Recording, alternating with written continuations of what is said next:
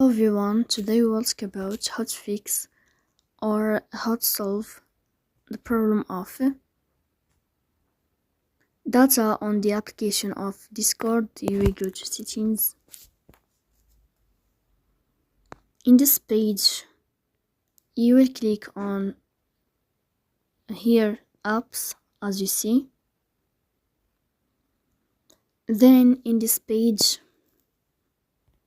you will search about the application of Discord. After that, in this page of app info,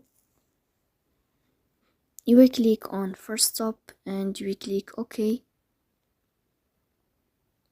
Here you will enter to the window of storage.